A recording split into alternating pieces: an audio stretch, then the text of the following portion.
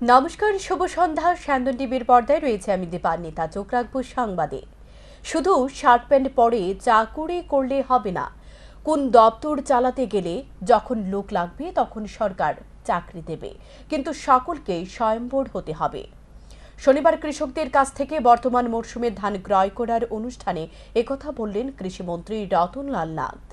খাদ্য, জনসংবহন ও ক্রেতা স্বার্থ বিষয়ক দপ্তর এবং কৃষি ও কৃষক কল্যাণ দপ্তরের যৌথ উদ্যোগে রাজ্যের কৃষকদের কাছ থেকে কুইন্টাল প্রতি ২,১৮৩ টাকা ন্যূনতম সহায়ক মূল্যে ধান ক্রয় করার উদ্যোগ নেওয়া হয়েছে। জোলাইবাড়ি মটরস্ট্যান্ড সংলগ্ন ময়দানে আয়োজিত একটি অনুষ্ঠানে রাজ্যের কৃষি ও কৃষক কল্যাণ দপ্তরের মন্ত্রী রতনলাল নাথ ও সমবায় দপ্তরের মন্ত্রী শুক্লাচরণ নোয়াতিয়ার উপস্থিতিতে শান্তিরবাজার মহকুমা কৃষকদের কাছ থেকে সহায়ক মূল্যে ধান ক্রয় করার শুভ উদ্বোধন করেন। মন্ত্রী রতনলাল নাথ বক্তব্য রেখে বলেন, কৃষক স্বয়ম্বর হলে গ্রাম স্বয়ম্বর হবে। রাজ্যের সিপাহীজলা জেলা, গোমতী জেলা এবং দক্ষিণ জেলা খাদ্যের স্বয়ম্বর, তবে পিছিয়ে আছে উত্তর ত্রিপুরা জেলা এবং পশ্চিম ত্রিপুরা জেলা। বাকি 59 জেলা, ধলাই জেলা ও খোয়াই জেলা স্বয়ম্বরের কাছাকাছি আছে বলে জানান মন্ত্রী। কারণ মানুষের জীবনে কৃষি গুরুত্ব অপরিসীম। যেমন কৃষি ও কৃষক ছাড়া মানুষ তার খাদ্য কল্পনাও করতে পারে না। তিনি বলেন, এ সরকার কৃষিজাত দ্রব্য রাজ্যের বাইরে প্রেরণ করা যেত বিশেষ গুরুত্ব দিয়েছে, যার ফলে রাজ্যের আয় বেড়েছে। সরকারের প্রতিষ্ঠিত হওয়ার পর ৫,৬৪৪ হেক্টর জমিতে আনারস চাষ করা হয়, সুপারি চাষ করা হয় ৪,৭২২ হেক্টর জমিতে, সুস্বাদু কাঁঠাল চাষ করা হয় ৪৫০ হেক্টর জমিতে, লেবু চাষ করা হয় ৬,২১৩ হেক্টর জমিতে, বিশেষ করে আম, মোসাম্বির, ড্রাগন ফ্রুট চাষ করা হয় ১৮৩ হেক্টর জমিতে, নারিকেল চাষ করা হয় ৬০৭ হেক্টর জমিতে। গত ৫ বছরে ১২,৫৫১ মেট্রিক টন আনারস রাজ্যের বাইরে পাঠানো হয়েছে। বিদেশে গেছে আনারস ৩৩ মেট্রিক টন। অপরদিকে কাঁঠাল বিদেশে গেছে ৫ মেট্রিক টন। অপরদিকে রাজ্যের সুস্বাদু বেল ২,৭০৫ মেট্রিক টন বেল রাজ্যের বাইরে গেছে। আদা রাজ্যের বাইরে গেছে ৪২ মেট্রিক টন এবং বিদেশে গেছে ৩২ মেট্রিক টন। পান বিদেশের বাজারে গেছে ১৭ মেট্রিক টন। এগুলো আগে রাজ্যের বাইরে বা বিদেশে পাঠানো হতো না। এগুলো সবকিছু বর্তমান সরকারের উদ্যোগে হয়েছে বলে জানান মন্ত্রী রতনলাল নাথ। মন্ত্রী কৃষকদের উদ্দেশ্যে আরও বলেন, জমি যাতে কেউ খালি না রাখে, প্রয়োজনে কৃষক বন্ধু কেন্দ্র থেকে সহযোগিতা নেওয়ার জন্য আহ্বান জানান মন্ত্রী। কত খরচ করেছে? ২৮,৩৫,০০,০০০ আমরা কত খরচ করেছি ৫ বছরে কৃষি যন্ত্রপাতির জন্য? ২,৪২,০০,০০০। এবার আবারও আসছে, এখানে সভাধিপতি আছেন, অন্যরা বলছি, নাম কৃষকরা ঠিক করতে বি কেয়ারফুল। দপ্তরে কোনো ত্রুটি থাকবে না, আপনারা ঠিক করবেন। জনপ্রতিনিধি যারা আছেন, জেলা পরিষদ বলুন, পঞ্চায়েত সমিতি বলুন, নাম ঠিক করলে কৃষক প্রকৃত। আমার জমি আছে কৃষক নো, আমি যদি ফেলে রাখি জমি, সে কৃষক নয়। এটা ভাবতে হবে। সরকার কিন্তু কেন্দ্রীয় সরকার এরকমভাবে চিন্তা করছে এবং কৃষকের পাশে আমরা দাঁড়াচ্ছি। এবং হেলথ কার্ড, আপনার যেমন অসুখ হয়, জমিরও অসুখ হয়। এবং আমাদের সময় এই আমরা কৃষক সয়েল হেলথ কার্ড ১,৭৬,৫১৯ জনকে দিয়েছি। এবছর আবার আরো ৪০,০০০কে দেব। জমিতে কি চাষ হবে? আপনি কৃষক, কিন্তু আমার কৃষি বিজ্ঞানীরা ওরা জানে এই মাটিতে কোন জিনিস দেওয়া উচিত, সেই অনুযায়ী তারা ওষুধ দেবে। সেটা এই জন্য আমরা কৃষি হেলথ কার্ড আমরা সয়েল হেলথ কার্ড করেছি। ফার্মেসি অনুষ্ঠানে অন্যান্য বিশিষ্ট অতিথিদের মধ্যে উপস্থিত ছিলেন শান্তিরবাজার কেন্দ্রের বিধায়ক প্রমোদ রিয়াং, খাদ্য জনসংবহন দপ্তরের বিশেষ সচিব ডাভাল হেমেন্দ্র কুমার, দক্ষিণ ত্রিপুরা জেলার জেলা পরিষদের সহ সভাধিপতি বিভীষণ দাস, দক্ষিণ ত্রিপুরা জেলার জেলাশাসক সিদ্ধার্থ শিব জসওয়াল, খাদ্য জনসংবহন দপ্তরের অধিকর্তা নির্মল অধিকারী, কৃষি ও কৃষক কল্যাণ দপ্তরের যুগ্ম অধিকর্তা রাজীব দেববর্মা। স্যান্দন টিভি। মহিলার শ্লীলতাহানির প্রতিবাদে পানিসাগর থানা ঘেরাও করল গ্রামবাসী। ঘটনা পানিসাগর মহকুমার পেকুছড়া গ্রাম পঞ্চায়েতের পুলিশের কাছে অভিযুক্তের নাম দিয়ে ডেপুটেশন প্রদান করে গ্রামবাসী। পানিসাগর মহকুমার পেকুছড়া গ্রাম পঞ্চায়েতের প্রায় 2 শতাধিক মানুষ থানা ঘেরাও করে পানিসাগর থানায় ডেপুটেশন দিল। তাদের দাবি, অভিযুক্ত 4 জনকে অতি সত্বর পুলিশ গ্রেপ্তার করতে হবে, না হলে তারা বৃহত্তর আন্দোলনে নামবে। ঘটনার বিবরণে জানা যায়, জমি এবং গবাদি পশু নিয়ে এক মহিলার সাথে রফিক উদ্দিন, শামসুদ্দিন ইসলাম উদ্দিন এবং জালাল উদ্দিনের একটা বিবাদ চলছিল। 11 জন 4:30টায় তারা সে মহিলা ছাগল নিয়ে যাওয়ার সময় প্রচন্ড মারধর করে এবং শ্লীলতাহানি করে বলে অভিযোগ। তখন সে মহিলা চিৎকারে তার স্বামী তাকে বাঁচাতে আসে। তখন অভিযুক্তরা তার স্বামীকেও মারধর করে। এদিকে ঘটনার দিন আক্রান্ত মহিলা থানাতে আসার আগে তাদের নামে পানিসাগর থানায় অভিযুক্তরা একটি মামলা দায়ের করে। এ মামলাকে কেন্দ্র করে পানিসাগর থানার পুলিশ সে মহিলা ও মহিলার স্বামী বাড়িতে যাওয়ার আগে তাদেরকে গ্রেপ্তার করে থানায় নিয়ে যায়। জানা যায়, আব্দুল সুফিন ধর্মনগর কোর্টে পাঠালে জামিনে ছাড়া পায়। পানিসাগর থানায় তাদের অভিযোগ নিয়ে গেলে পানিসাগর থানায় এই অভিযোগ রাখতে অস্বীকার করে। পরবর্তী সময় সে মহিলা ও তার স্বামী অভিযুক্ত 4 জনের বিরুদ্ধে কোর্টে মামলা দায়ের করেন। শনিবার পানিসাগর মহকুমার পেকুছড়া গ্রাম পঞ্চায়েতের 2 নং ওয়ার্ডে প্রায় 2 শতাধিক মানুষ সঠিক বিচার চেয়ে পানিসাগর থানা ঘেরাও করে। তারা জানান, গ্রামের 9 জনের প্রতিনিধি দল অভিযুক্তের বাড়িতে গেলে বিচারের জন্য তারা প্রতিনিধি দলকে অপমান করে এবং বলে গ্রামবাসী, পুলিশ প্রশাসন, মণ্ডল এমনকি বিধায়ক সহ সবকিছুই তাদের পকেটে। শনিবার গ্রামবাসীরা পানিসাগর থানায় তাদের অভিযোগ নিয়ে ঘেরাও করে। এই 4 জন অভিযুক্তের বিরুদ্ধে গ্রামবাসীরা সরব হয়। তারা জানায়, এই অভিযুক্তদের মধ্যে যে ইসলাম উদ্দিন নামে এক ব্যক্তি রয়েছে, সে বালির ব্যবসার সাথে জড়িত। এটা তো কেস রেজিস্ট্রেশন হয়েছে এবং আমরা প্রথম যিনি কমপ্লেনেন্ট ছিলেন ওনার মূল্যে আমরা কোর্টে পাঠিয়েছি এবং ইনভেস্টিগেশন চলছে। সেকেন্ড পার্টি যিনি ছিলেন ওনার কমপ্লেনও হয়েছে, ওনারও কেস ইনভেস্টিগেশন চলছে প্রপারভাবে। আজকে এলাকাবাসীর থেকে যে আসলো তারা কি বললেন? এলাকাবাসীর থেকে কিছু লোক এসেছে সেকেন্ড পার্টির পক্ষ থেকে, যাতে শান্তি শৃঙ্খলা এরিয়াতে বজায় থাকে। আমরা তার জন্য যথাযথ ব্যবস্থা নিয়েছি এবং তা বজায় থাকে। আমি সকলকে নমস্কার। গত মঙ্গলবারে বিকাল 5টার দিকে যে ঘটনা ঘটছে আমাদের এলাকায়, আমাদের গ্রাম সভায়, এখানে উসনা বেগম কইয়া একজন মহিলারে পাশের বাড়ি, তাইনের নাম হয়েছে রফিক উদ্দিন, তাইনের পিতা, তাইনের ছেলে শামসুদ্দিন এবং ইসলাম উদ্দিন এবং জালাল উদ্দিন, তারা 4 জন মিলিয়া হাতে আপনার রড নিয়া, তারপরে লাঠি ছোটা নিয়া এই মহিলার উপরে তারা যে নির্মমভাবে যে আক্রমণ করছে, আমরা গ্রামবাসী এই নির্মম আক্রমণ দেখিয়া আমরা গ্রামবাসী আজকে টোটাল গ্রামবাসী আমরা আজকে থানার দ্বারস্থ হয়েছি এবং আমরা আন্দোলন করতাম। এত নির্মমভাবে আক্রমণ করছে, এই মহিলার দেহে এমন একটা অংশ যে আঘাত নাই, এমন একটা দেহের মধ্যে মানে আঘাত নাই এমন বলিয়া অংশ নাই, একটা অংশ নাই। আচ্ছা, তারপরে তাইনের স্বামী তাইনকে বাসানি তাইছে। এই সময়ে তাইনের স্বামীরে একজনে ধরছে, 3 জন আপনার রোড দিয়ে বাড়ি আইছে। আপনারা দেখতে পারবে, আমাদের ছবি আছে তার কাছে, হ্যাঁ ছবি আছে, একদম মানে টোটাল শরীরটা আপনার ক্ষত বিক্ষত। তারপরে আমাদের টোটাল গ্রামবাসী এটা মীমাংসার লাগিয়া এই 2টা পরিবারের যে সংঘর্ষ, এই 2টা পরিবারের সংঘর্ষ আপনার মীমাংসার লাগিয়া আমরা তাদের বাড়িতে যাই এবং তাদের বাড়িতে আমরা একটা ডেট দেওয়ার লাগিয়ে আমরা তার কাছে প্রস্তাব রাখি। আমাদের গ্রাম সভার থেকে 9 জন প্রতিনিধি আমাদের দেশবাসীর থেকে পাঠানো হয়। এই 9 জন প্রতিনিধিরে তারা ডিনাই করছে, হ্যাঁ এখানে তারা নেগলেক্ট করছে, তারা দেশবাসী মানে না।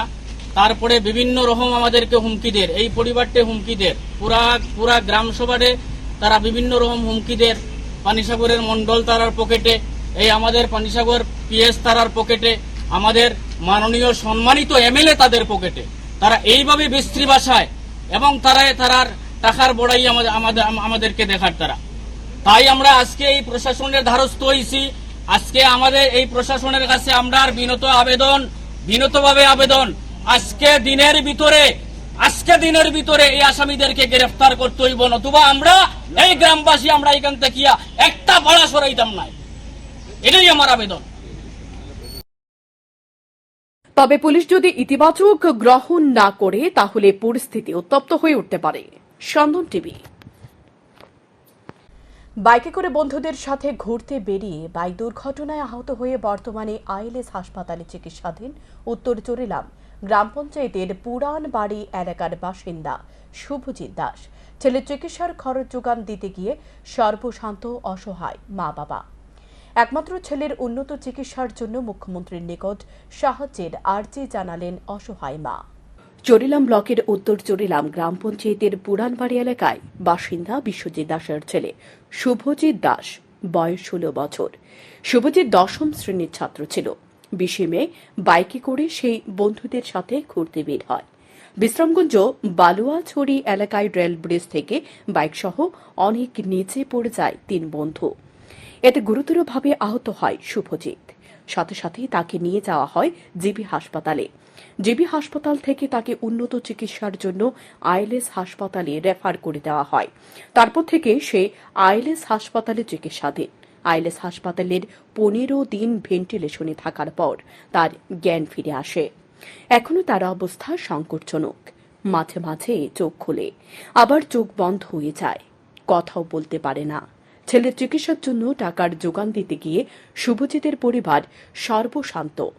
শুভজিৎ এর মা কান্না করতে করতে জানান, এখনো পর্যন্ত শুভজিতের চিকিৎসা করাতে গিয়ে 14 লক্ষ টাকা ব্যয় হয়েছে। গরু, ছাগল, হাঁস, মুরগি, স্বর্ণালংকার যা ছিল সবকিছুই বিক্রি করে দিয়েছেন। এমনকি বসত বাড়িটিও বন্ধক দিয়েছেন। এখন আর কিছুই করার নেই। একমাত্র ছেলেকে উন্নত চিকিৎসার জন্য বহিরাজ্যে নিয়ে যাওয়ার সামর্থ্য নেই। একমাত্র ছেলের চিকিৎসার জন্য অসহায় মা কান্না করতে করতে মুখ্যমন্ত্রীর নিকট করজোড়ে প্রার্থনা করেছেন।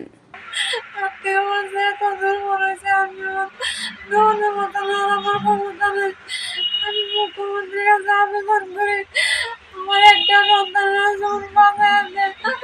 কিছু আর্থিক সহায়তা ওরা বাইরে সুযোগ করে দেয়। আমার আর কিছু চাই না, আমি আর এটাই আমার বক্তব্য। তারা সাহায্য করে বাসায় আনে দূরে সাহায্য মুখ্যমন্ত্রীর কাছে আমার আবেদন রইল। এখনো কি আইএলএস ভেন্টিলেশন এখনো আইএলএস ভেন্টিলেশনে আছে। আজকে 27 দিন যাবত চোখ খুলে আমার চোখ বন্ধ করে তারা জিজ্ঞেস করলাম, তারা টাকা দেয় তার কাছে কোনো কিছু নাই চিকিৎসা। আমি ওর বাইরে যাওয়ানোর মতন আমার এ পরিস্থিতি নাই। 10ম শ্রেণীর ছাত্র শুভজিৎ দাস, এবার স্কুলের স্টুডেন্ট, বিশালগড়। বর্তমানে আইএলএস হাসপাতালের মৃত্যুর সঙ্গে পাঞ্জা লড়ছে শুভজিৎ। অর্থের অভাবে শুভজিতের চিকিৎসা বন্ধ হয়ে যাবে এমনটাই মেনে নেওয়া যায় না। এখন দেখার মুখ্যমন্ত্রী শুভজিতের চিকিৎসার জন্য সাহায্যের হাত বাড়িয়ে দেয় কিনা। শান্তন টিভি।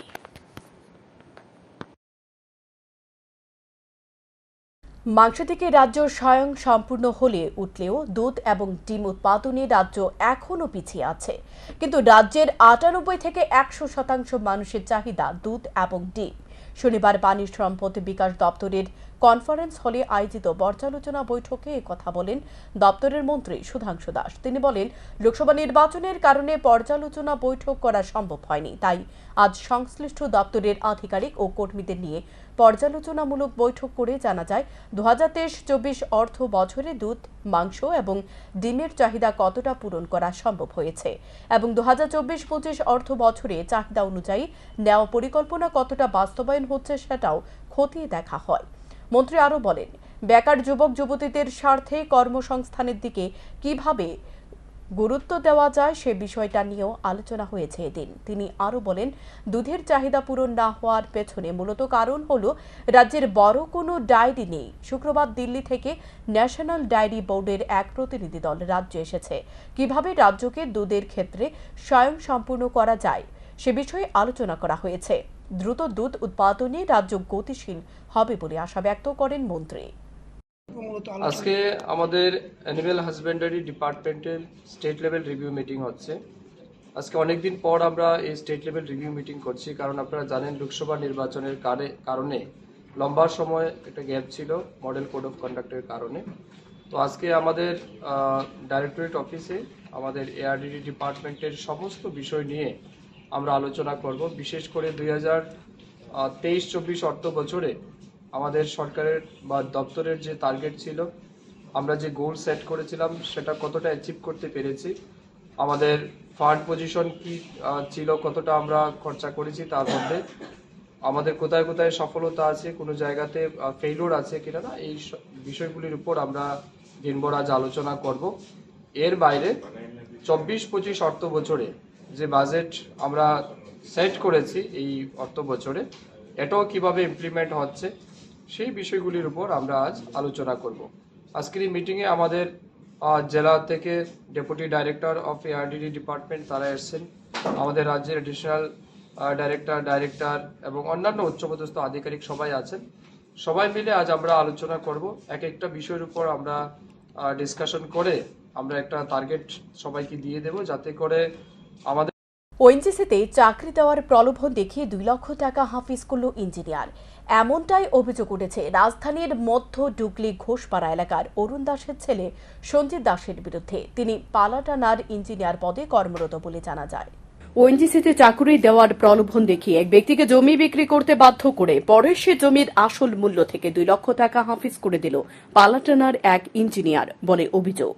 জানা যায় রাজধানীর মধ্য ডুগলি ঘোষপাড়া এলাকার অরুণ দাসের ছেলে সঞ্জিত দাস উদয়পুর পালাটানায় ওএনজিসিতে কর্মরত। গত কয়েক বছর আগে কমলাসাগর বিধানসভার পাণ্ডবপুর এলাকার বিপুল দাসকে তার আগরতলা প্রতাপগড় স্থিত 2 গন্ডা জমি বিক্রি করতে অনুরোধ করে। একসময় সঞ্জিত দাস বিপুল দাসকে প্রলোভন দেখায় তার প্রতাপগড়ের জমি বিক্রি করলে সঞ্জিত দাস বিপুল দাসকে ওএনজিসিতে চাকরি পাইয়ে দেবে। সঞ্জিত দাসের এই প্রলোভনে একসময় বিপুল দাস তার 2 গন্ডা জমি বিক্রি করতে রাজি হয়। পরে বিপুল দাস সঞ্জিত দাসের কাছে 2 গন্ডা জমি 13,25,000 টাকা মূল্যে বিক্রি করে, কিন্তু জমির মালিক বিপুল দাসকে 11,25,000 টাকা দেওয়ার পর বাকি 2 লক্ষ টাকা পরে দেবে বলে এগ্রিমেন্ট করে নেয় সঞ্জিত দাস। কিন্তু বিপুল দাস সঞ্জিত দাসকে জায়গা বুঝিয়ে দেওয়ার পরেও আজ কয়েক বছর হয়ে গেছে, কিন্তু তার এই 2 লক্ষ টাকা এখনো মিটিয়ে দেয়নি বলে অভিযোগ সঞ্জিত দাসের বিরুদ্ধে। ভুক্তভোগী বিপুল দাসের অভিযোগ, হয়তো সঞ্জিত দাস আরও এমন অনেক মানুষের সাথে চাকুরি দেওয়ার নাম করে প্রতারণা করেছে। তার জমি বাকি 2 লক্ষ টাকা ফিরে পেতে বিপুল দাস ইতিমধ্যে আদালতের দ্বারস্থ হয়েছেন বলে জানিয়েছেন। শনিবার সাংবাদিকদের ক্যামেরায় মুখোমুখি হয়ে বিপুল দাস অভিযোগ করেছেন সঞ্জিত দাস তার সাথে পুরোপুরিভাবে প্রতারণা করেছে। সঞ্জিত দাসকে যখনই 2 লক্ষ টাকা দেওয়ার কথা বলা হয় তখনই সঞ্জিত দাস জমি সম্পূর্ণ টাকা মিটিয়ে দিয়েছে বলছে। আর বিপুল দাস অভিযোগ করেছে তাকে যে বাকি 2 লক্ষ টাকা দেওয়া হয়নি তার এগ্রিমেন্ট তার কাছে রয়েছে। হ্যাঁ, আমার থেকে জায়গাটা কিনছে যে এইভাবে কিনছে। কত লক্ষ টাকা দিয়ে কিনছে? 13,25,000 টাকা দিয়ে কিনছে, কিন্তু তে আমারে 11,25,000 টাকা দিছে, আরো 2 লক্ষ টাকা বাকি আছে। আমার কাছে একটা এগ্রিমেন্টও আছে, কিন্তু তারপরও তার কাছে অনেক দিন ধরে কইতাছি টাকাটা দে সঞ্জিত, দেখো তুমি তো টাকা লয়ে গেছো গা, মানে আমার কাছে এগ্রিমেন্ট পেপারও আছে। এরপর দিয়া এত দামের জায়গা আমি বিক্রি করে লাইছি, তে আমার কইছে ওএনজিসিতে একটা চাকরি দিব, কইয়া তে বাটপারি কইরা আজকে এত বছর ধরে আমার ঘুরাইতেছে। আজ পর্যন্ত আমার না কোনো চাকরি দিল না কিছু দিল। এরপরে তো তারে কইলে দেখো মানে ক্লাবতে আমার ধমকি দে, ইয়া করে, মানে অনেক কিছু ধরনের ইয়া করে, কিন্তু আমি তো আর কিছু করতে পারতেছি না তার লগে। আবার ওএনজিসি চাকরি করেতে, ওএনজিসি পালাটানা ইলেকট্রিক প্রজেক্টের মধ্যে তো একজন ইঞ্জিনিয়ার। আমি তো ভাবছিলাম তে খুব ভদ্র, কিন্তু ওএনজিতে যে আমার লগে এরকম তোর বাটফারি করছে, আরো কি বাটফারিতে করে রাখছে না করে রাখছে আমি কইতারি না। তাই আইন এ ব্যাপারে কি পদক্ষেপ গ্রহণ করে সেদিকে তাকিয়ে রয়েছে বিপুল দাস। শান্তন টিভি। 18 জুন কংগ্রেসের গুরুত্বপূর্ণ বৈঠক রয়েছে। বৈঠকে জেলা ও ব্লক স্তরের সমস্ত নেতাদের সাথে আলোচনা করে সিদ্ধান্ত নেওয়া হবে আসন্ন পঞ্চায়েত নির্বাচনে কংগ্রেস সিপিআইএম এর সাথে জোট হয়ে বিজেপির বিরুদ্ধে লড়াই করবে কিনা। প্রদেশ যুব কংগ্রেসের উদ্যোগে শনিবার আয়োজিত কর্মশালায় একথা বলেন বিধায়ক সুদীপ রায় বর্মন। এদিন সকল জেলা ও ব্লক কংগ্রেসের সভাপতিদের নিয়ে এই সেমিনার অনুষ্ঠিত হয় আগরতলা প্রেস ক্লাবে। উপস্থিত ছিলেন প্রদেশ কংগ্রেস সভাপতি আশিস কুমার সাহা, প্রদেশ যুব কংগ্রেস সভাপতি নীলকমল সাহা সহ অন্যান্যরা। কংগ্রেস বিধায়ক সুদীপ রায় বর্মন আরও বলেন, নরেন্দ্র মোদীর 10 বছরের শাসনকালে দেশের বিভিন্ন রাজ্যে পরীক্ষার প্রশ্নপত্র ফাঁস হয়েছে। সর্বশেষ নিট পরীক্ষার প্রশ্নপত্র ফাঁস হয়েছে। দেশের মানুষ একটা বিপজ্জনক পরিস্থিতিতে দাঁড়িয়ে রয়েছে। বেকারত্বের জ্বালায় মানুষ দিশেহারা।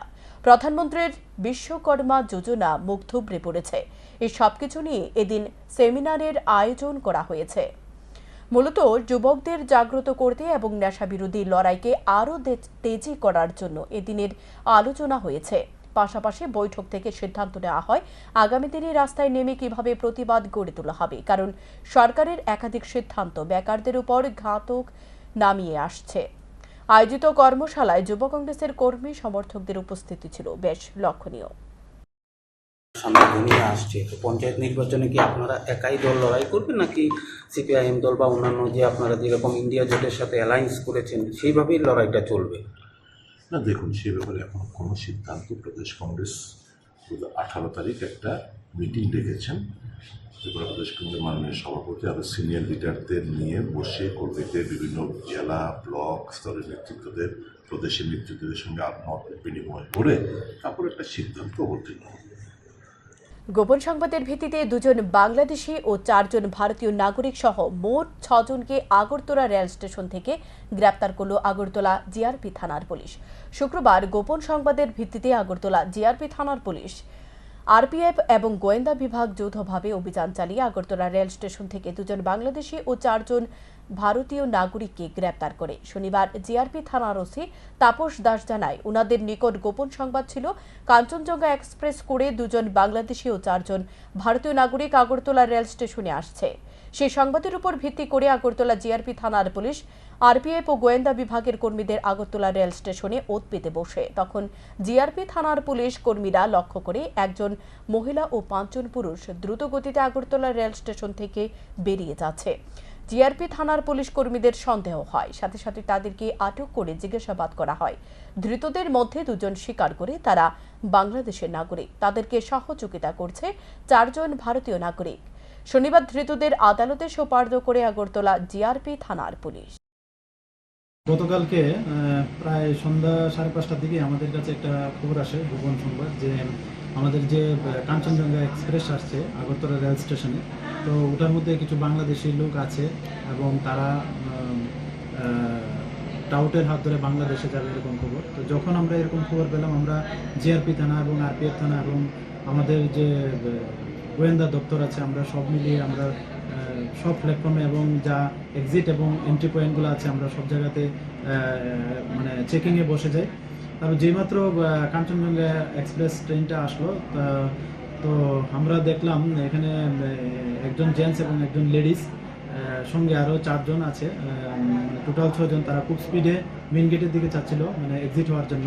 তো তাদের গতিবিধি দেখে আমাদের সন্দেহ হয়। তারপর আমরা তাদেরকে আটক করি। আটক করে জিজ্ঞাসাবাদ করলে তারা একে একে বলে যে 2 জন এখানে বাংলাদেশি আছেন এবং 4 জন তাদের বাড়ি এখানেই। তো তারপর আমরা আমাদের থানাতে নিয়ে আসি এবং একটা কেস আমরা নেই, মামলা নেই। তো এই মামলাতে তাদের 6 জনকে অ্যারেস্ট করা হয়েছে। তো তাদের নাম জিজ্ঞেস করলে বলে যারা বাংলাদেশি, যিনি।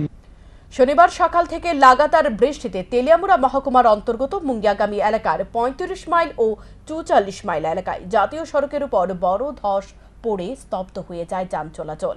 জানা যায়, এদিন ধস পড়ার পর রাস্তার গাড়ি আটকে থাকলেও পূর্ত দপ্তরের কর্মীরা এবং এনএইচ ডিভিশনের দায়িত্বপ্রাপ্ত কর্মী কেউ ঘটনাস্থলে ছুটে আসেনি, যা নিয়ে ব্যাপক গুঞ্জন তৈরি হয়েছে। যদিও পরবর্তী সময় ঘটনাস্থলে মুঙ্গিয়াগামী থানার পুলিশ ছুটে যায়। এর কিছুক্ষণ পর জেসিবি দিয়ে ধস সরানো হলে স্বাভাবিক হয় যান চলাচল। প্রায় 2 থেকে 2.5 ঘন্টা পর যান চলাচল স্বাভাবিক হয়। কিন্তু এদিন এনএইচ ডিভিশনের কর্তাদের ভূমিকা নিয়ে ব্যাপক প্রশ্ন চিহ্ন তৈরি হয়েছে। মোটামুটি একটু ক্লিয়ার আছে, তো জায়গাটা বুঝলাম, এই জন্য যাচ্ছি। কোন এলাকা এটা? 36 মাইল মুঙ্গিয়াগামী পিএস। পিডব্লিউডি থেকে বা এর থেকে কোনো চলতেছে কাজ না? কতক্ষণ লাগবে মনে করেন রাস্তা ক্লিয়ার হতে? কোনো তো ইয়ের উপরে আর কি, কাজের উপরে বুঝতে তো পাহাড় ভাঙ্গা বইটা গেছে, আমরা কত দুর্ভাগ্য ব্যাপার, রাস্তাঘাটে কত কষ্ট, গাড়ি ঘোড়া লইয়া যাওয়া যায় না, রাস্তা 2-2.5 ঘন্টা লইয়া দাঁড়াইয়া রয়েছি, কত ছোট বড় সবাই মানুষের কত কষ্ট হইতাছে, এগুলা মানে দেখতে লাগে, কেয়ার করতে লাগে, কেউ কেয়ার করে না, কেউ শুনেই না, গাড়িওয়ালার কত কষ্ট। এটা কোন জায়গাটা? এটা মুন্সিবাড়ি এরিয়া ধরে কত মানুষ নাই, কিছু নাই, বৃষ্টির মধ্যে মতো ওই যে স্লেট কোথাতে কেমনে গাড়ি বাইরে কেমনে যাইব, তো প্রশাসনে দেখতে লাগে। মানে পাহাড় ভেঙে পড়ছে নাকি? সহযোগিতা করতে তারা গাছ সরাইছে কাটতে দিয়া, এটা ওইটা কয় ঘন্টা হয়েছে? পাহাড় ভেঙে পড়ছে নাকি? কয় ঘন্টা হয়েছে? 2.5 ঘন্টা হয়েছে।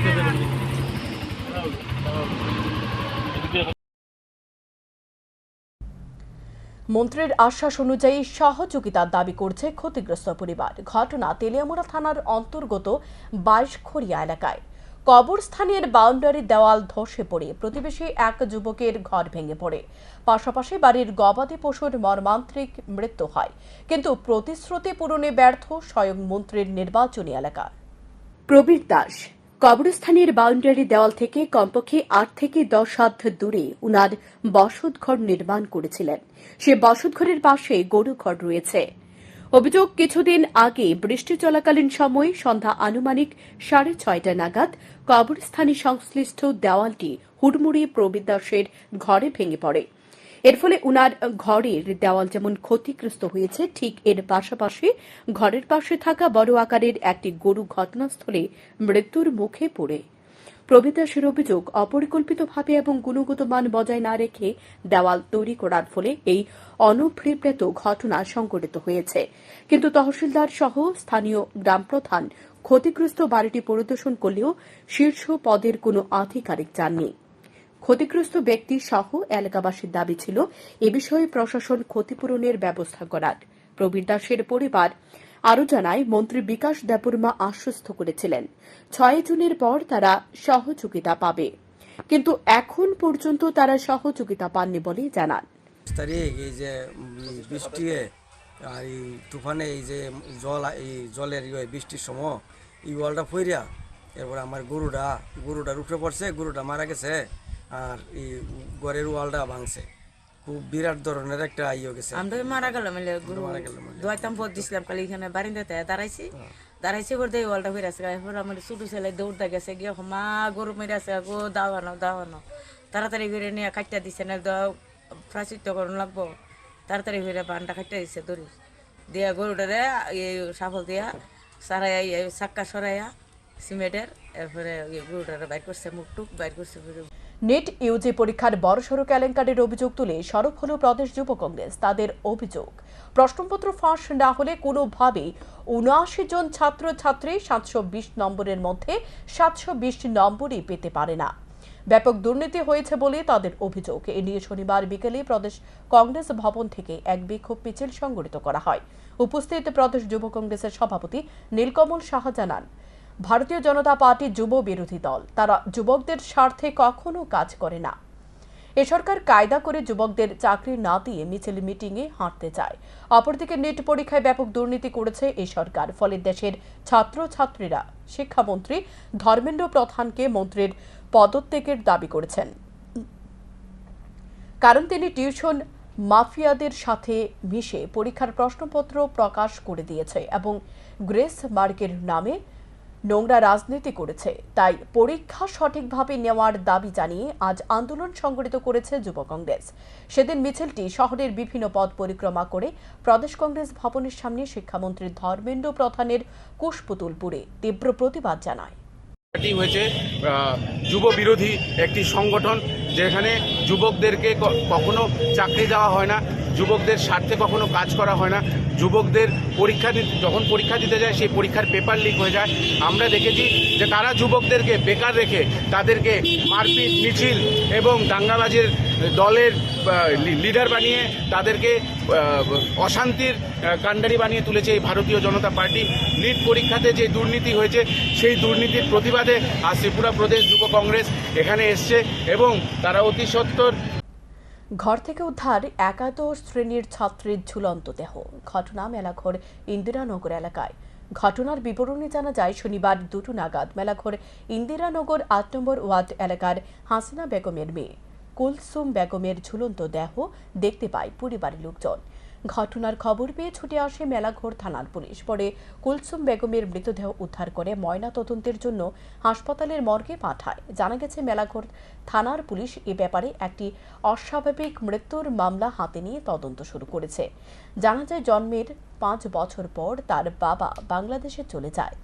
এরপর কুলসুম বেগমের মা হাসিনা বেগম অনেক কষ্ট মানুষের বাড়িতে কাজ করে মেয়েকে শিক্ষিত করে তোলার জন্য কোনো রকম ত্রুটি রাখেনি। গত কয়েকদিন আগে সে মাধ্যমিক পাশ করে একাদশ শ্রেণীতে উত্তীর্ণ হয়েছিল, কিন্তু শনিবার এই ঘটনা দেখে কেউই বুঝে উঠতে পারছে না পেছনে মূলত রহস্য কি। পুলিশ জানিয়েছে ঘটনার তদন্ত চলছে। ময়না তদন্তের রিপোর্ট হাতে আসলে স্পষ্ট হবে খুন নাকি আত্মহত্যা। টেলিফোনের মাধ্যমে একটা খবর পাই যে ইন্দ্রনগরস্থিত 8 নম্বর ওয়ার্ড মেলাঘর পিএস কুলসুম বিবি মার নাম হইল হাসিনা বেগম, সুইসাইড করে মারা গেছে। পুলিশ ও সীমান্তরক্ষী বাহিনীর যৌথ অভিযানে প্রচুর বিলেতি মদ সহ আটক গাড়ি চালক। জানা যায় গোপন সূত্রের ভিত্তিতে মধুপুর থানার পুলিশ ও সীমান্তরক্ষী বাহিনীর কোনাবন হরিহরদুলা এলাকার TR01 AS0296 নম্বরের একটি মারুতি গাড়ি আটক করে গাড়ি থেকে কার্টুন ভর্তি বিলেতি মদ উদ্ধার করে গ্রেপ্তার করা হয় গাড়ি চালককে। চালকের নাম আকাশ দেবনাথ, তার বাড়ি হরিহরদুনা বলে জানা গেছে। মধুপুর থানার পুলিশ গাড়িটি নিরাপত্তা কর্মীদের দেখে পালিয়ে যাবার চেষ্টা করছে, তখন আটক করা হয় গাড়িটি। পুলিশ প্রাথমিক জিজ্ঞাসাবাদে জানতে পারে বিলিতি মদের কার্টুনগুলি বাংলাদেশে পাচারের উদ্দেশ্যে নিয়ে যাওয়ার চেষ্টা করছিল গাড়ি চালক। জানা যায় আটক হওয়া বিলিতি মদের কালোবাজারে মূল্য প্রায় 35,000 টাকা অধিক, তবে বলার অপেক্ষা রাখে না। এই রাস্তা দিয়ে প্রতিনিয়তই বাংলাদেশের উদ্দেশ্যে পাচার হয় বিলিতি মদ থেকে শুরু করে বিভিন্ন নেশা সামগ্রী বলে সূত্রের খবর, কিন্তু পুলিশ সম্পূর্ণ নির্বিকার। অনেকে ধারণা হয়তো মধুপুর থানার পুলিশকে ম্যানেজ করে চলছে এ ধরনের পাচার বাণিজ্য, তবে এলাকাবাসী পাচার বাণিজ্য প্রত্যক্ষ করতে পেরে পুলিশের ভূমিকা নিয়ে উদ্বিগ্ন। যাই হোক, এখন দেখার বিষয় ধৃত যুবককে জিজ্ঞাসাবাদ করে পাচার বাণিজ্যের কতটা তথ্য পুলিশ সংগ্রহ করতে পারে এবং বাকি চক্রকে জালে তুলতে পারে কিনা। সঙ্গে আমরা মধুপুর থানার স্টাফ সহ হরিহরদুলা একটা সিক্রেট ইনফরমেশনে আমরা বাইরে ছিলাম। বাইরে একটা গাড়ি দেখতে পাচ্ছি, গাড়িটা দেখতে পুলিশ BSF দেখে এটা বাগতলান ছিল। এরপরে এটারে যেমনি হোক আমরা এটা ডিটেন করছি। ডিটেন করে এটার মধ্যে 12 পেটি বিয়ার আর 2 পেটি ম্যাকডোয়েল পাওয়া গেছে এবং ড্রাইভার সহ মাল সব সিজ করে থানায় নিয়ে এসেছে। এখন ড্রাইভার এবং মদ থানার কাস্টডিতে আছে। যারা আটক করছেন এর নাম কি? এর নাম হলো আকাশ দেবনাথ, বাড়ি হরিহরদুলা। আর যে মালগুলো আটক করছেন এটা বাজার মূল্য কত টাকা? প্রায় 30,000 টাকার উপরে মাল। 22 থেকে 23 লক্ষাধিক টাকার শুকনো গাঁজা সহ সিদাই থানার পুলিশের হাতে আটক দুলাল দেববর্মা নামে এক যুবক। আটক হওয়া গাঁজার পরিমাণ প্রায় 280 কেজি। অভিযানে পুলিশের সাথে ছিল CRPF জওয়ানরা। পুলিশ জানায় গোপন সূত্রের খবরের ভিত্তিতে হেজামারা সংলগ্ন এলাকায় কান্তামণি দেববর্মার বাড়ি থেকে 280 কেজি শুকনো গাঁজা আটক করা হয়। পুলিশের অভিযানে আজ পেয়ে বাড়ি থেকে পালিয়ে যায় অভিযুক্ত কান্তামণি দেববর্মা। পরে পুলিশ অভিযুক্ত কান্তামণি দেববর্মার জামাতা দুলাল দেববর্মাকে আটক করে থানায় নিয়ে আসে। পুলিশের কাছে অভিযোগ দীর্ঘদিন ধরে এলাকায় কান্তামণি গাঁজা বিক্রি করে আসছে। গতকালকে গভীর রাতে আমাদের কাছে একটা সোর্স মারফত ইনফরমেশন আসে যে ছোট কুটনাতে একজন কান্তামণি দেববর্মার বাড়িতে প্রচুর পরিমাণে গাঁজা, শুকনো গাঁজা স্টোর করা আছে। তো সেই অনুযায়ী আমরা আমাদের হেজামারা CRPF এবং সিদাই BSF যৌথ অভিযান আমরা চালাই ওই বাড়িতে, এবং বাড়িতে গিয়ে আমরা কান্তামণি দেববর্মাকে পাইনি, কিন্তু ওর বাড়িতে দুলন দেববর্মা বলে একজন লোক ছিল, আমরা ওকে পাই এবং ওর কাছ থেকে ওই ঘর থেকে আমরা প্রায় প্রচুর পরিমাণ আনুমানিক 280 কেজি শুকনো গাঁজা আমরা উদ্ধার করি। বাজার মূল্যটা কত হবে? সেটার বাজার মূল্য আনুমানিক 22 থেকে 23 লক্ষ টাকা হবে। যাকে আপনারা আটক করেছেন উনি কান্তা কি হয়? আমরা যতটুকু খবর পেয়েছি কান্তামণি দেববর্মার মেয়ের জামাই দুলন দেববর্মা। আপনাদের সাথে 124 ব্যাটালিয়নের CRPF ছিল? হ্যাঁ, আমরা 124 ব্যাটালিয়ন CRPF আমরা সাহায্য করেছি। অবাধ ও সুষ্ঠু পঞ্চায়েত নির্বাচনের দাবিতে রাজ্য নির্বাচন কমিশনের ডেপুটেশন প্রদান করল প্রদেশ কংগ্রেস। শনিবার প্রদেশ কংগ্রেসের পক্ষ থেকে এক প্রতিনিধি দল রাজ্য নির্বাচন কমিশনের কার্যালয়ে গিয়ে নির্বাচন কমিশনের নিকট ডেপুটেশন প্রদান করে। প্রতিনিধি দলে ছিলেন কংগ্রেস নেতা অলোক রঞ্জন গোস্বামী, টিটন পাল, মদন সাহা, হাবিল মিয়া ও আব্দুল বাসিদ চৌধুরী। সাংবাদিকদের মুখোমুখি হয়ে প্রতিনিধি দলে এক সদস্য জানান, পঞ্চায়েত নির্বাচনকে সামনে রেখে যে ডিলিমিটেশন হয়েছে তা সঠিকভাবে হয়নি, পাশাপাশি খসড়া ভোটের তালিকাতেও রয়েছে অনিয়ম। এ নিয়ে ইতিমধ্যে বিভিন্ন জেলা শাসকের সঙ্গে প্রদেশ কংগ্রেস কমিটি দেখা করেছে এবং অভিযোগ জানিয়েছে। রাজ্য নির্বাচন কমিশনের নিকট দাবি জানানো হয়েছে বিরোধী দলের প্রার্থীরা যেন বিনা বাধায় মনোনয়নপত্র জমা দিতে পারে তার ব্যবস্থা করার জন্য। পাশাপাশি পঞ্চায়েত নির্বাচনকে অবাধ ও শান্তিপূর্ণভাবে সম্পন্ন করার দাবি জানানো হচ্ছে। প্রদেশ কংগ্রেসের পক্ষ থেকে নির্বাচন কমিশনারের কাছে যাচ্ছি আমরা একটা টিম।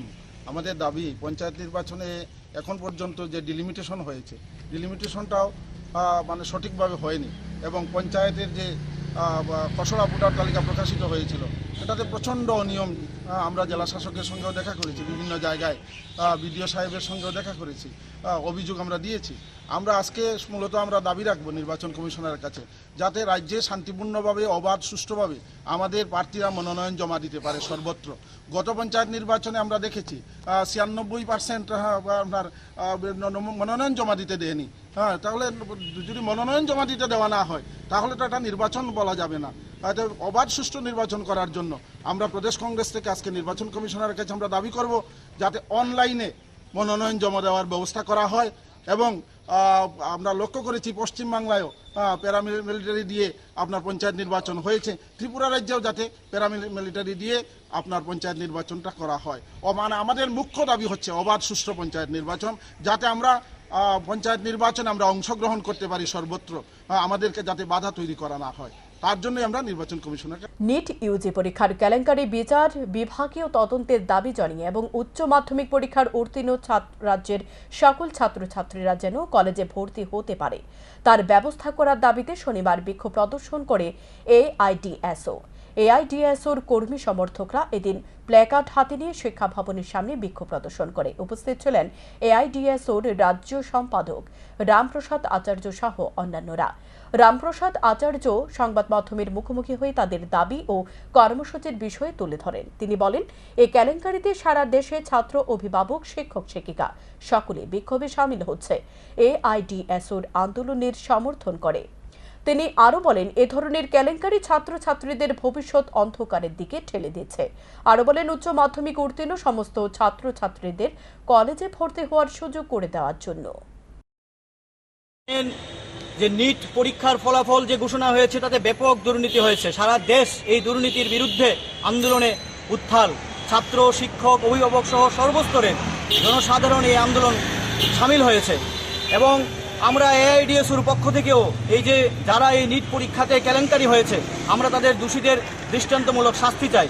সর্বভারতীয় কমিটির পক্ষ থেকে গত 10ই জুন আমরা প্রত্যেকটি রাজ্যের মাননীয় রাজ্যপাল কর্তৃক দেশের মাননীয় রাষ্ট্রপতির নিকট আমরা মেমোরেন্ডাম সাবমিট করেছিলাম।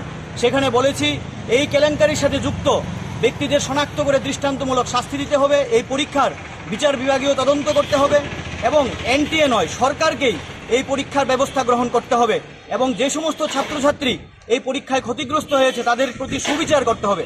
এই দাবিতেই আমরা আগামী 19 জুন আমরা এআইডিএসও ফেসবুক পেজে সর্বভারতীয় কমিটির একটা সিগনেচার, এআইডিএসওর অনলাইন সিগনেচার পেজে আমরা এই 4টা দাবি নিয়ে মাননীয় রাষ্ট্রপতির নিকট আমরা একটি পিটিশন সাবমিট করছি। আইআইটিতে শাবরুমের ছাত্র অনির্বাণ বিশ্বাস এসসি ক্যাটাগরিতে 2523 র্যাঙ্ক পেয়েছে।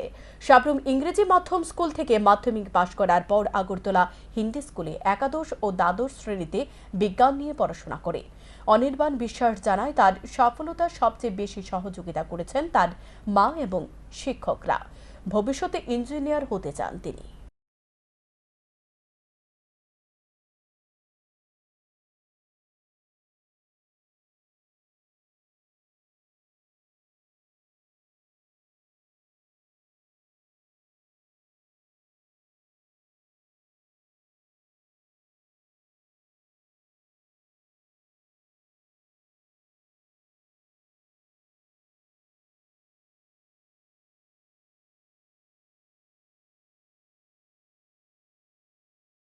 স্কুল তো আমার ক্লাস 1 থেকে তো এসএফএস এ পড়েছিলাম, তারপর 7 করেছি এসএফএস এ, তারপর 8 থেকে ইংলিশ মিডিয়ামে পড়েছি, মাধ্যমিক ওখানে দিয়েছি, তারপর আগরতলা চলে এসেছি, আগরতলাতে হিন্দি হায়ার সেকেন্ডারি স্কুলে ভর্তি হয়েছি। তো এখানে 2 বছর প্রিপারেশন নিয়েছি যে অ্যাডভান্সের জন্য। বাকি যে টিচারগুলি ছিল যার কাছে প্রিপারেশন নিয়েছিলাম, যে AKC sir, Tiwari sir, Siddharth sir, তো ওরা অনেক গাইড করেছে, অনেক হেল্প করেছে। ইভেন যখন লো ফিল করতাম বা ডাউন থাকতো মেন্টালি, তো তখন স্যার থেকে সাজেশন নিতাম বা লাস্টে তো স্যারের কাছে গিয়ে ইভেন প্রথম তো অনেক অসুবিধা হওয়ার সময় স্যার অনেক সাপোর্ট করেছিল। তো ওইগুলি মিলিয়ে আজকে যে অ্যাডভান্স ক্র্যাক করার যে সফলতাটা ওদের জন্য হাসি হয়েছে। আর বাড়িতে তো মা তো এমনি গাইড করতো, সবকিছুর মধ্যে মানে বাড়ির যে মেন্টাল সাপোর্ট ওটা মার থেকে পেয়েছি। দাদুও থাকতো, মাঝে মাঝে মাদের সঙ্গে চলে যেত, দাদু অনেক হেল্প করতো।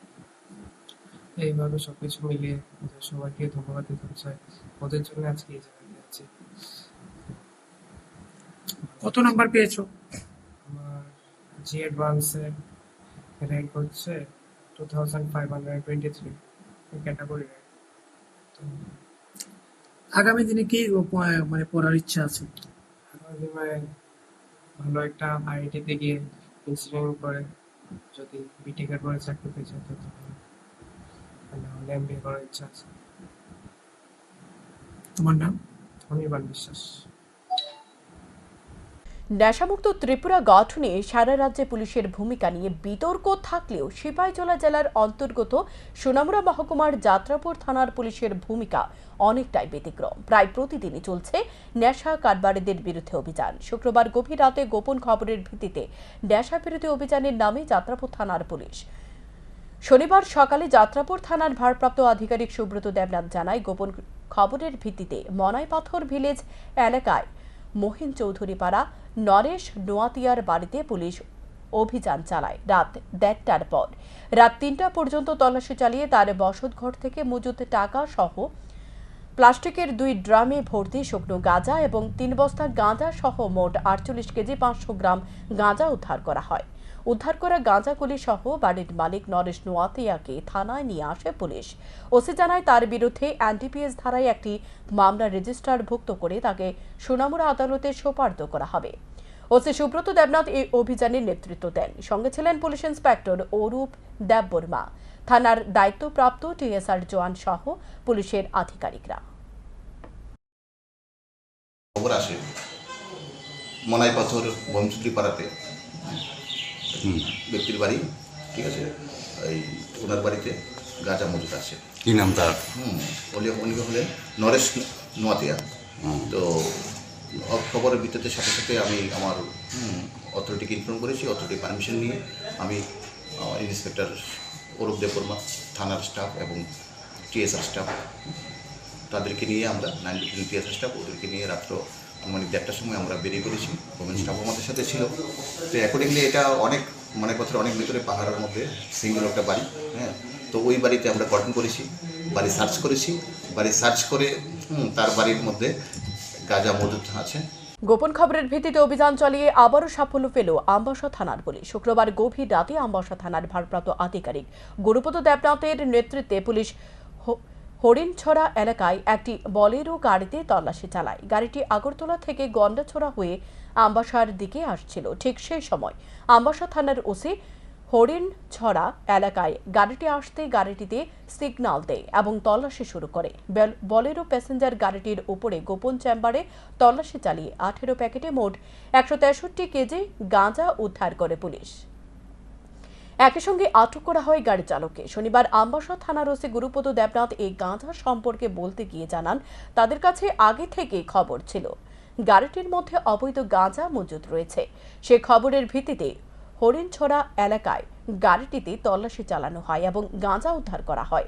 সাথে আটক করা হয় গাড়ি চালককে। অবৈধ গাঁজাগুলির বাজার মূল্য প্রায় 16 লক্ষ টাকা। শনিবার গাড়ি চালককে আদালতে সোপর্দ করে পুলিশ। এই ধরনের অভিযান আগামী দিনেও জারি থাকবে। গতকালকে আমরা আমাদের কাছে একটা স্পেসিফিক ইনফরমেশান ছিল, একটা বোলেরো প্যাসেঞ্জার ভেহিকেল যেটার নাম্বার ছিল TR04D0215।